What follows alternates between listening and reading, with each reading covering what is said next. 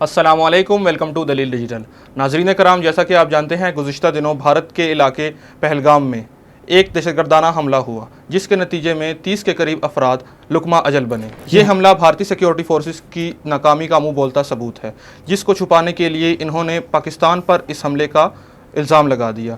نہ ان کے پاس کوئی دلیل تھی اور نہ کوئی ثبوت۔ اس حملے کا ریئیکشن دیتے ہوئے بھارتی حکومت نے سندھ طاس معاہدہ پاکستان کے ساتھ معطل کرنے کا فیصلہ کیا ہے۔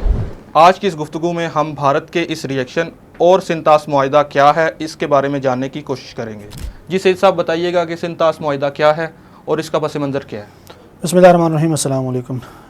میں شکر گزار ہوں کہ آج بڑی اہم گفتگو لے کر ہم نے اس کا انعقاد کیا ہے۔ آپ کا بھی میں شکریہ ادا کرتا ہوں۔ دیکھیے، سندھ طاس معاہدہ اس وقت ایک ہاٹ ایشو بنا ہوا ہے۔ پہلگام حملہ، اس پہ کل ہم نے بڑی تفصیلی گفتگو بھی کی تھی۔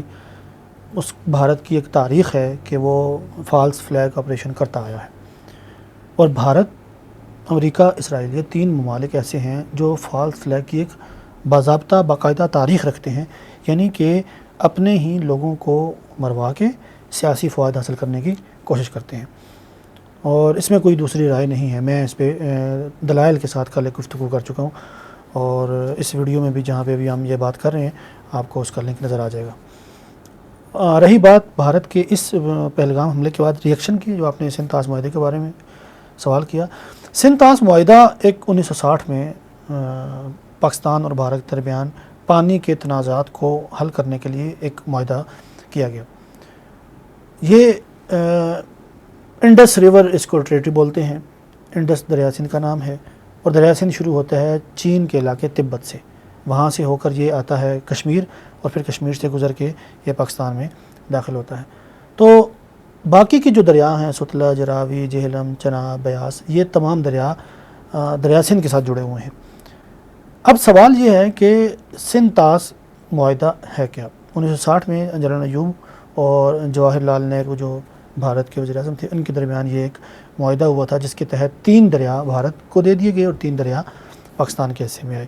جو بھارت کو دیے گئے وہ راوی، ستلج اور بیاس تھے۔ جو پاکستان کے حصے میں آئے وہ چناب، جہلم اور دریا سندھ ہے۔ اب ان 3 دریاؤں پر یہ پاکستان کا حق ہے، اور جو میں نے پہلے ذکر کیا ان 3 دریاؤں پر بھارت کا حق ہے۔ ان کا پانی جو بھارت کے پاس ہیں وہ اپنی مرضی کے مطابق استعمال کر سکتا ہے۔ جو بھارت کے پاس ہیں وہ چونکہ بھارتی علاقے سے گزر کر آتے ہیں، اس لیے بھارت ان پر کسی بھی قسم کی کوئی تعمیرات نہیں کر سکتا، ان کے پانی کا رخ موڑنے کی کوشش نہیں کر سکتا، اور اس طرح کے وہ تمام تر اقدامات جن سے پاکستان کو نقصان ہو سکتا ہے وہ نہیں کر سکتا۔ یہ ہے اصل معاہدہ۔ اب آتے ہیں کہ دریائے سندھ کا پاکستان کے ساتھ کیا تعلق ہے۔ تو یہ پاکستان کے لیے شاہراہ کی حیثیت رکھتا ہے۔ پاکستان کی آبادی کا 90% طبقہ دریائے سندھ سے مستفید ہوتا ہے کسی نہ کسی صورت سے۔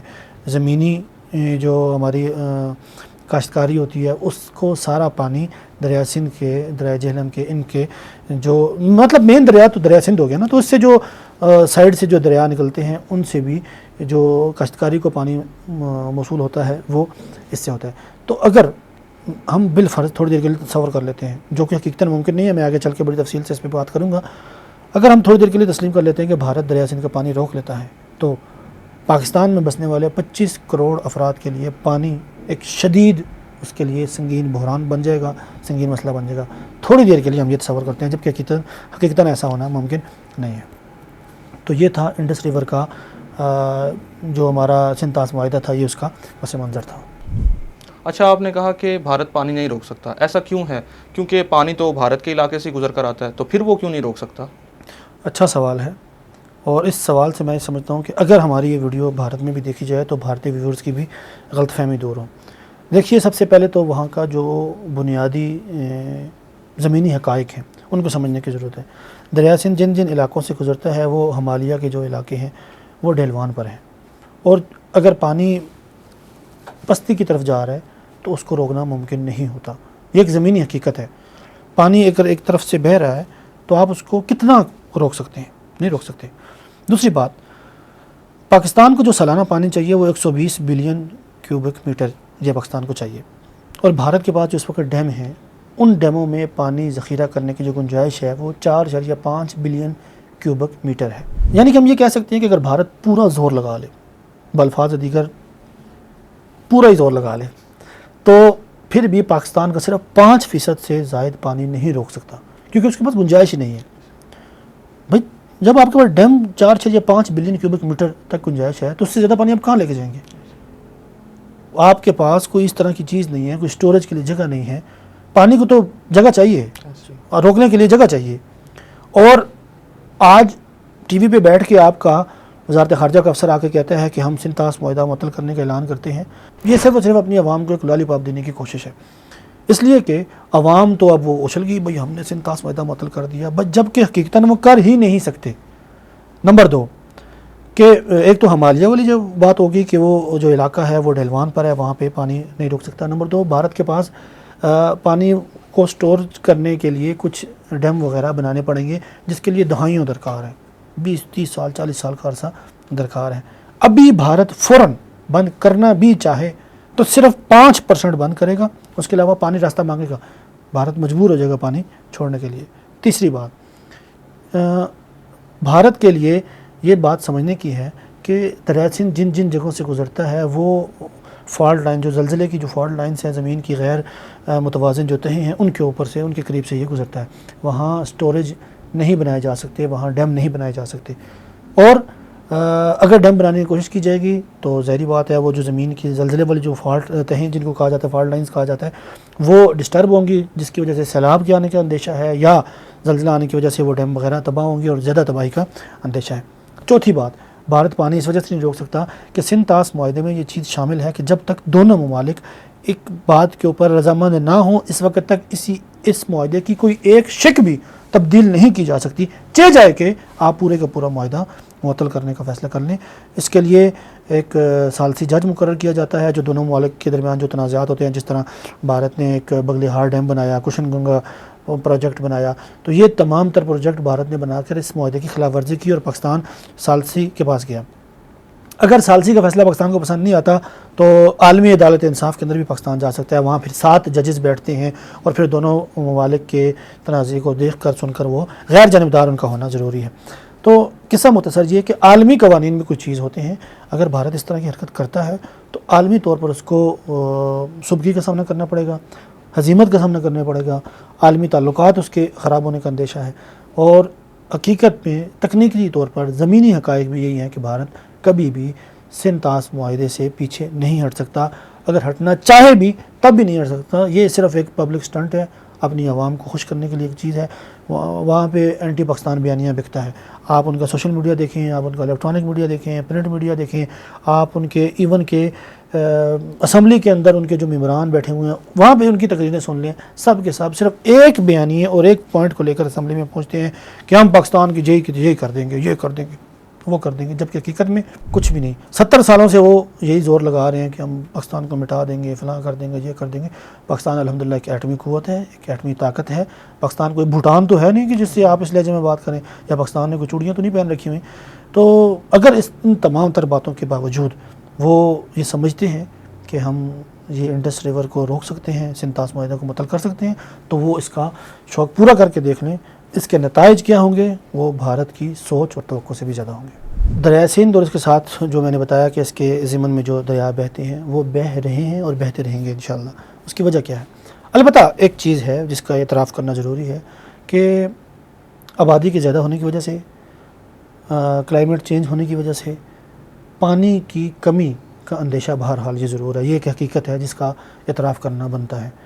اور مجھے یاد ہے کہ 2016 میں ایک دہشت گردانہ حملے کے بعد مودی جی نے ایک بات کہی تھی کہ پانی اور خون ایک ساتھ نہیں بہہ سکتے، یعنی کہ وہاں دہشت گردانہ حملہ ہوتا ہے اور دہشت گردانہ حملے کے بعد ایک فضا یہ بنائی جاتی ہے کہ جناب من پاکستان نے چونکہ خون بہایا ہے تو ہم پانی نہیں بہائیں گے، ہم پانی روک لیں گے۔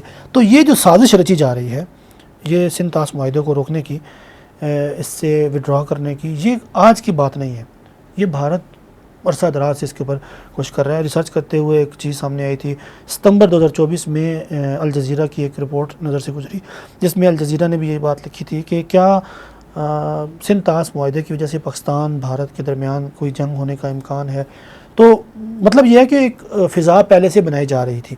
تو مودی جی نے جو بات کہی تھی 2016 میں کہ خون اور پانی ایک ساتھ نہیں بہہ سکتے، تو میں سمجھتا ہوں کہ تب سے اس چیز کی کوشش کر رہے ہیں۔ انہوں نے پھر 2016 کے بعد 2019 کا یہ پلوامہ اٹیک ہوا، دریا بہتے رہے، اور اس کے بعد یہ بھی 2025 آ گیا، اب آ کے انہوں نے یہ فیصلہ کیا ہے۔ میں سمجھتا ہوں اس کے باوجود بھی دریا بہتے رہیں گے۔ اس کے لیے پہلی چیز سمجھنے کی جو ضرورت ہے کہ وہ وہاں کی زمینی حالت ہے، تکنیکی جو میں نے پوائنٹس آپ کے سامنے رکھے ہیں وہ ہے۔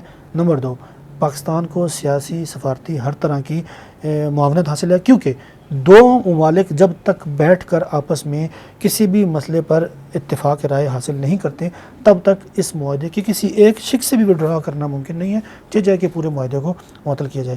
پھر یہاں پہ بھارت نے ایک لفظ استعمال کیا ہے کہ معاہدہ معطل کیا ہے، منسوخ نہیں کیا، ختم نہیں کیا۔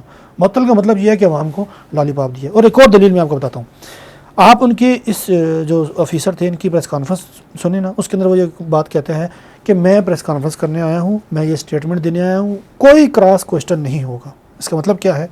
ان کو خود بھی پتہ ہے کہ ایسا ہونا ممکن نہیں ہے۔ صحافیوں نے سوال کرنے ہیں کہ بھئی یہ تو ممکن ہی نہیں ہے، تو آپ کیسے یہ بات کر رہے ہیں؟ تو اس بندے نے پہلے ہی بات ختم کر دی کہ بھئی میں آ کے صرف اسٹیٹمنٹ دوں گا، اسٹیٹمنٹ کے علاوہ میرے پاس اور کوئی بھی چیز نہیں ہے، میں آپ کا کوئی کوشچن نہیں لوں گا۔ اور اس کے علاوہ دریا کا بہنا قدرتی قانون ہے، اور قدرت کا قانون یہ ہے کہ دریا بہتا رہا ہے، بہتا ہے اور انشاءاللہ بہتا رہے گا۔ یہ تو ایک آپشن تھا۔ دوسری بات یہ ہے کہ بھارت میں پاکستان کے سفارتی عملے کی تعداد 55 تھی، انہوں نے اس کو کم کر کے 30 کر دیا، اور جن پاکستانیوں کے پاس بھارتی ویزے تھے اس کو منسوخ کر دیا۔ تو آپ کیا کہتے ہیں کہ یہ معاملہ کہاں تک جا کے رکے گا؟ دیکھیں، جب بات قومی غیرت کی آ جائے، قومی وقار کی آ جائے، قومی عزت کی آ جائے تو ہمیں تمام تر باتیں بھلا دینی چاہیے۔ میں یہ سمجھتا ہوں کہ بھارت نے اپنی چال چل لی ہے، بھارت نے اپنا پتہ پھینک دیا ہے۔ یہ گیم آف کارڈز ہے، یہ ایک تاش کی گیم کی طرح ہے، ٹھیک ہے؟ یہ لمبا چلنے والا ایک معاملہ ہے۔ ایسا تو نہیں ہے کہ دہشت گردانہ حملہ ہوا اور بھارت جو ہے نا وہ پاکستان کے اوپر چڑھ دوڑے۔ وہاں ان کے ایک میڈیا پرسن ہے ارنب گوسوامی، پتہ نہیں ان کی قسمت میں ہدایت لکھی ہے کہ نہیں لکھی، پاکستان کا جھنڈا بھی اسکرین پہ لگاتے ہیں اور ساتھ چیخو پکار کر کے پاکستان کو گالیاں یہ وہ فلاں فلاں۔ تو ایک فضا جو بنی ہوئی ہے کہ پاکستان کو خدا نخواستہ ختم کر دیا جائے، بلکہ ایون کہ ارنب گوسوامی کے پروگرام میں ہی اسکرین پر ہیش ٹیگ چل رہا تھا ڈسٹرائڈ پاکستان اور ڈاٹ ڈاٹ ڈاٹ اور اس طرح کے۔ تو میں یہ سمجھتا ہوں کہ ان تمام تر باتوں کے جواب میں پاکستان کو بھی اسٹرکٹ پالیسی اپناتے ہوئے اکبر الہآبادی نے کہا تھا کہ اٹھا کر پھینک دو باہر گلی میں، نئی تہذیب کے یہ گندے انڈے۔ وہ تمام تر لوگ جو انڈین چینلز پہ جا کے پاکستان کو گالی دی جا رہی ہے اور وہ خاموش تماشائی بن کر بیٹھے ہیں، تو وہ تماشا دیکھ رہے ہیں۔ مجھے معلوم نہیں ہے کہ ان کو پے کیا جاتا ہے یا نہیں پے کیا جاتا، ان کو اس چیز کے پیسے ملتے ہیں، ان کو اس چیز پہ کچھ ملتا بھی ہے، مجھے نہیں پتہ، لیکن اگر ملتا بھی ہے تو میں سمجھتا ہوں کہ جہاں پاکستان کو گالی دی جا رہی ہے اٹھا کر چینل کو لات مارنی چاہیے۔ یہ کیا بات ہے کہ بھائی آپ کے وطن کو، آپ کے ملک کو، آپ کی ریاست کو گالی دی جا رہی ہے، للکارا جا رہا ہے، اس کے اوپر الزام لگائے جا رہے ہیں، دھرتی ماں کی مانگ کو اجاڑا جا رہا ہے اور آپ منہ میں گھنگریاں ڈال کے بیٹھے ہیں۔ تو سب سے پہلے تو ریاست کو ایسے افراد کے خلاف ایکشن لینے کی ضرورت ہے۔ نمبر 2، انہوں نے جو کہا ہے جواب میں پاکستان بھی اسی طرح کرے، بھارتی سفارتکاری عملے کو واپس بھیجے اور جو ان کی ملٹری اتاشیاں موجود ہیں ان کو پاکستان نکالے۔ انہوں نے واگا کا اٹاری بارڈر جو ہے وہ بند کرنے کا فیصلہ کیا، ٹھیک ہے، کر لو بند۔ ہماری پہلے بھارت کے ساتھ کون سی تجارت ہو رہی ہے؟ کوئی ایک دکا ماڑا موٹا سا کوئی وہاں سے کوئی ٹرک وغیرہ پیاز یا ٹماٹر لے کر آ جاتے تھے، بند کر دو۔ نقصان بھارت کو ہوگا، کیونکہ سکھ یاتری پوری دنیا سے جو آتے ہیں وہ انڈیا میں آتے ہیں اور انڈیا سے واگا بارڈر کے راستے آتے ہیں، کیونکہ وہ کرتار پورا والا وہ سارا سین بھی انہوں نے دیکھنا ہوتا ہے۔ تو بند کر دو، کوئی ضرورت نہیں، ہمیں کسی طرح کے کسی تعلق کی ضرورت نہیں ہے۔ ہماری ٹیم وہاں جاتی تھی، اب نہیں جائے گی۔ ویمن ٹیم نے ICC ورلڈ کپ کے لیے کوالیفائی کیا ہے اور ہمارے محسن نقوی نے دبنگ انداز میں یہ بیان دیا ہے کہ ہماری ویمن ٹیم وہاں پہ نہیں جائے گی۔ تو اسی طرح پاکستان کو بھی ہر قسم کے سفارتی تعلقات ختم کرنے چاہیے۔ ایک اور بات میں مزید ایڈ کرنا چاہوں گا، آپ نے کہا کہ معاملہ کہاں جا کے رکے گا۔ دیکھیں، جنگ سے پناہ مانگنے چاہیے، اللہ کے نبی صلی اللہ علیہ وسلم نے جنگ سے پناہ مانگنے کا حکم دیا ہے، لیکن جب جنگ مسلط کر دی جائے تو پھر جنگ سے بھاگنا یہ بزدلوں کا شیوا ہوتا ہے، پھر بھاگنا نہیں چاہیے۔ ہمیں ایک اتحاد کی فضا قائم رکھنی چاہیے۔ اس وقت ہم میں سے کوئی بھی سیاسی عصبیت، علاقائی یا لسانی عصبیت کا شکار نہ ہو۔ ہم ایک متحد ہو کر، یک جان یک زبان ہو کر بھارت کو یہ جواب دیں، پاکستانی اپنے وطن کے دفاع کے لیے ہر اختلاف کو بالائے طاق رکھ کر ایک پیج پر، ایک پوائنٹ پر، ایک نقطے پر آ کے کھڑے ہیں۔ ہماری افواج کے شانہ بشانہ ہماری عوام کھڑی ہو، کوئی نون لیگ کا نہ ہو، کوئی PTI کا نہ ہو، کوئی پیپلز پارٹی کا نہ ہو، کوئی JUI کا نہ ہو۔ ہمارا تعلق کسی سیاسی جماعت سے نہ ہو، ہمارا تعلق کسی علاقے سے نہ ہو، ہمارے اوپر کسی علاقے کی چھاپ نہ ہو، ہمارے اوپر کسی زبان بولنے والوں کی چھاپ نہ ہو، ہمارے اوپر اگر چھاپ ہو تو وہ مسلمان ہونے کے بعد صرف پاکستانی ہونے کی چھاپ ہو، تاکہ اس کٹھن اور مشکل مرحلے میں ہماری افواج کو یہ پیغام ملے کہ پاکستانی فوج تنہا نہیں ہے، بارڈر پر اگر وہ کھڑی ہے تو اس کے پیچھے قوم بھی کھڑی ہے۔ تو میں یہ سمجھتا ہوں کہ جب جنگ مسلط ہو جائے، جب جنگ لڑنی ہی پڑ جائے تو پھر پیچھے نہیں ہٹنا چاہیے۔ انشاءاللہ ہماری افواج تیار ہے۔ افواج کے ساتھ ساتھ میرا اس چینل کی توسط سے اپنے دیکھنے سننے والوں کو بھی یہ پیغام ہے کہ اتحاد کی فضا قائم رکھنی چاہیے، کیونکہ بڑے بوڑھے کہا کرتے تھے نا کہ جس گھر میں بے برکتی ہو، جس گھر میں آپس میں لڑائیاں ہو رہی ہوں، اس گھر میں گھڑوں کا پانی بھی سوکھ جایا کرتا ہے۔ گھڑے ہوتے تھے نا پرانے زمانے میں، گھڑوں کا پانی بھی سوکھ جایا کرتا ہے۔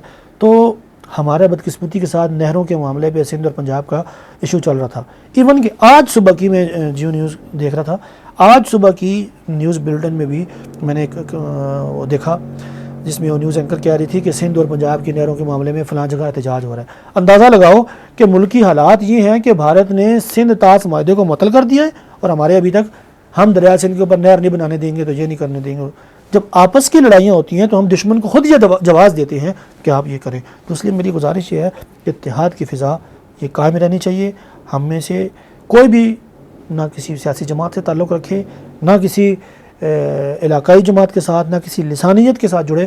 یہ ایک وقت ہے کہ جس وقت ہمیں قوم کو بطور قوم یہ فوج کا پیغام دینا چاہیے کہ ہم آپ کے ساتھ ہیں، شانہ بشانہ ہے، آپ کا کام ہماری حفاظت کرنا ہے، اور انشاءاللہ آپ اس امتحان سے سرخرو ہو کر نکلیں گے۔ تو ناظرین، یہ تھی ہماری آج کی گفتگو۔ سندھ طاس معاہدہ کیا تھا اور اس کا پس منظر کیا تھا، اس کو عملاً کیوں نہیں روکا جا سکتا، اس کو معطل کیوں نہیں کیا جا سکتا، اس پر سعید الرحمان قریشی نے ایک تفصیلی گفتگو کی ہے۔ امید کرتے ہیں کہ آپ کو پسند آئی ہوگی۔ ملتے ہیں کسی اور ویڈیو کے ساتھ، اپنا خیال رکھیے گا۔ پاکستان زندہ باد۔ اللہ حافظ۔ اللہ حافظ۔